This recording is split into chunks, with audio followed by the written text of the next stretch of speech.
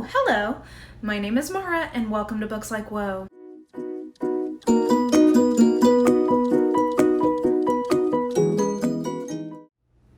So before I pack everything up, I wanted to do a little pre-move unhaul for you guys because I am very, very close to being ready to pack all of these guys up. And as I began kind of looking through and kind of figuring out what my strategy for packing is going to be, I did identify a few other things that I'm like, you know what? I don't want to move these books. Like, I don't want to hold on to them. And I've also done a lot of conversions and just a lot of things. So before I move, I wanted to do an unhaul.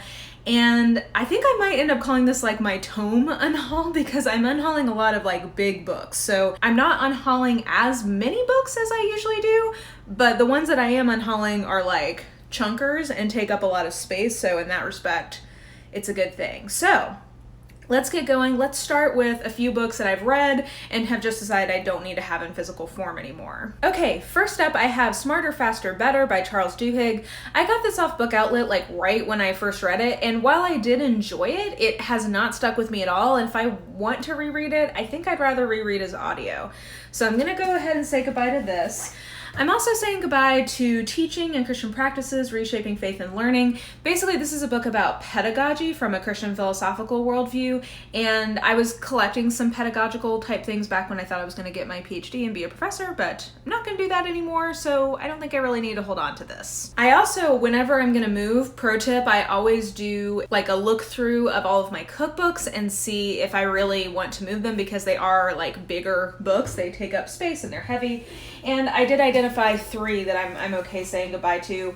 The first one being Bacon Freaks. So I got this right when I first started keto, and I was like looking for new and fun ways to use bacon. But a lot of these are still not keto friendly, and I'm just not using it. So I'm gonna go ahead and get rid of that. Similarly, the next two I like, but because I don't eat carbs really anymore, they're books that don't really have a lot of actual functional utility to me, so I feel like I'd rather somebody else enjoy them.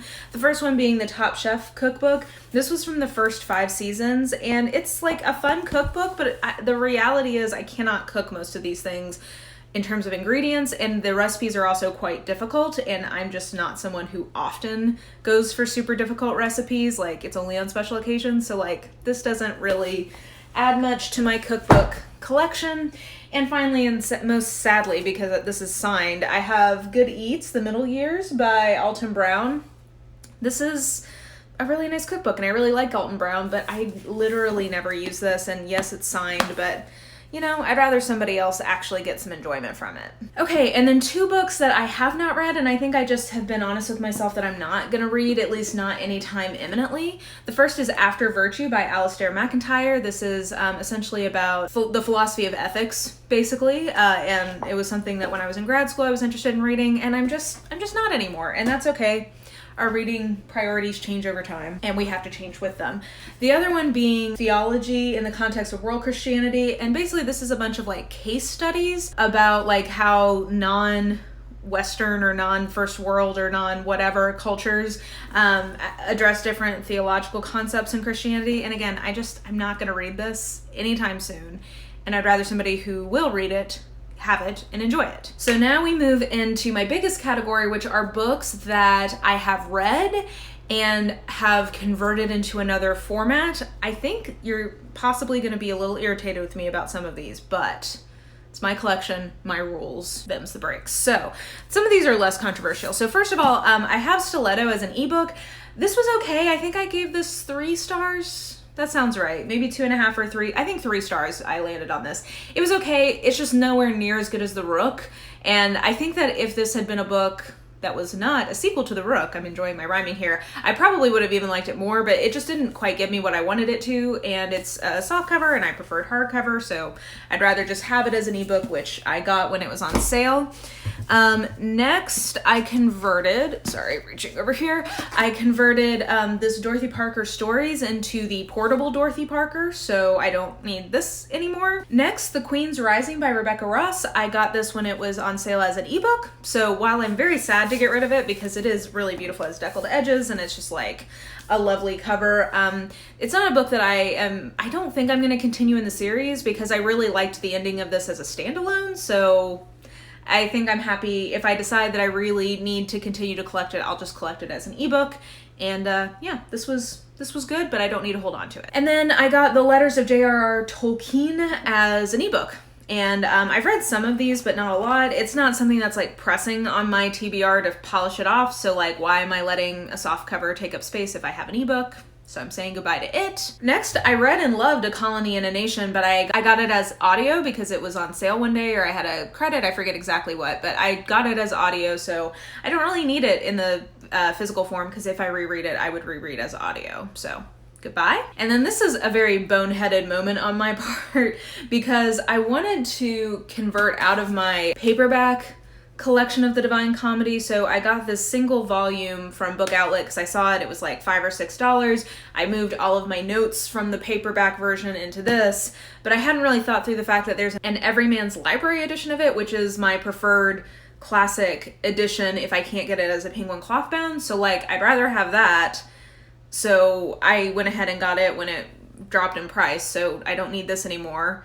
So that was a waste of $5 or $6, and like, I don't know why I did that. I just didn't think it all the way through. You know, I'll put this edition back out into the wild when I take it to the used bookstore, and somebody else will get to enjoy my super profound annotations to it. I guess that's the only upside. Okay, and finally, the ones that I think you guys might be unhappy with me about, but I'm not moving these, and I have all of these in a different form.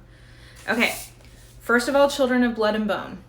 Here's the deal. I had to have a real heart-to-heart with myself about why I wanted to hold on to this and why I had originally had the second one as a pre-order. And the reality is, guys, this was okay to me. I think I gave it 4 stars. Looking back, I probably would give it 3.5 in terms of how much it actually stuck with me. I probably will read the sequel, but I'm not like chomping at the bit to do that, to be honest with you. And it's a library book. Honestly, I think I will get in line for the second one at the library. So this went on sale. The ebook went on sale. So I got that. So I don't need to hold on to the original anymore. And if I decide that I really love it and want to start, I will just have to be okay with collecting an ebook. That is sort of where I've landed with it. So this is like a moment of understanding, like being honest with myself about why I'm holding on to books and why I was about to buy another book.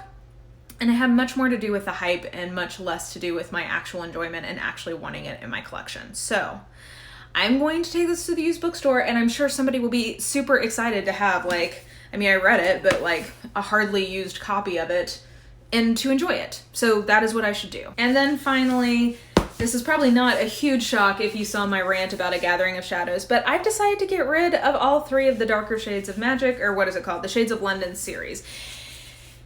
And I'm sad to do it because these are beautiful books. Like, as an object, these are so nice. But I own the first 2 as audio. They went on sale on audio for like $5. So I have these 2 in another format. I don't yet have A Conjuring of Light, but based on the fact that these other 2 at one point went on sale on Audible, I am decently confident that at some point this final one will also go on sale on Audible. And frankly, I had to use the audio to get through these. Like, I was switching back and forth, but I would have DNF'd all of these if I hadn't had the audio. So that's clearly how I prefer to take this if I decide I ever want to do a reread for whatever reason. And kind of like Children of Blood and Bone, the reality is I like having these, but I didn't personally enjoy it that much. So why am I holding on to something that's like, this is like a 3-star series for me? Why am I letting it take up so much space on my bookshelf? And why am I hoarding books that somebody else really probably wants? Like, when I take this to the used bookstore, like a complete set, and it gets put out at McKay's, I'm sure it will go super fast because people really want these and are looking for them used. So like, it's not doing me any good.